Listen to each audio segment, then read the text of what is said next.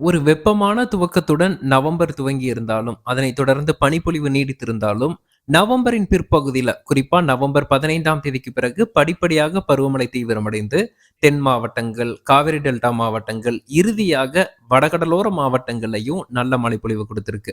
அதிலும் குறிப்பா நவம்பர் 29 தொடங்கி டிசம்பர் 5க்கு இடைப்பட்ட நாட்கள்ல, டிட்வா புயல் சின்னம் காரணமாக சென்னை எண்ணூர்ல 75 சென்டிமீட்டர் அளவிற்கு மழை பதிவாகியிருப்பதும் குறிப்பிடத்தக்கது.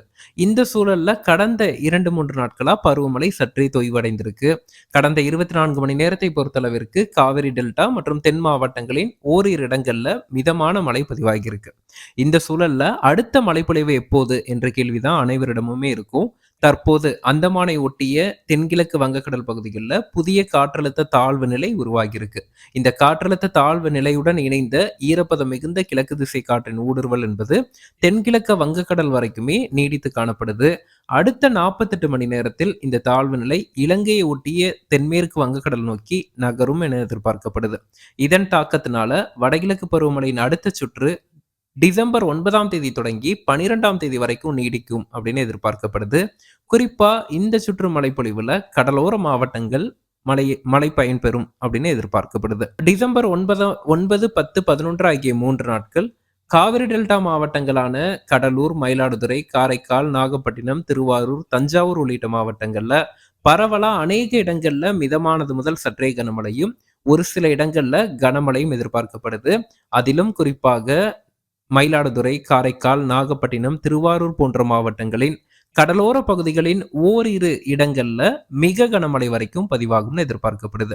காவிரி டெல்டா மாவட்டங்களை தவிர்த்து தென் மாவட்டங்களான புதுக்கோட்டை, ராமநாதபுரம், தூத்துக்குடி, திருநெல்வேலி, கன்னியாகுமரி உள்ளிட்ட மாவட்டங்கள்லையும், அதனை ஒட்டி இருக்கக்கூடிய தேனி, தென்காசி, மதுரை, விருதுநகர், திண்டுக்கல் போன்ற மாவட்டங்கள்லையும், மாவட்டத்தின் பல இடங்கள்ல மிதமானது முதல் சற்றே கனமழை டிசம்பர் 10, 11 ஆகிய தேதிகளில் பதிவாகும்னு எதிர்பார்க்கப்படுது. கடலோரம் மற்றும் மேற்கு தொடர்ச்சி மலையோர பகுதிகளில் ஒரு சில இடங்கள்ல கனமழைக்கான வாய்ப்புகளும் டிசம்பர் 10, 11 தேதிகளில் இருக்கு.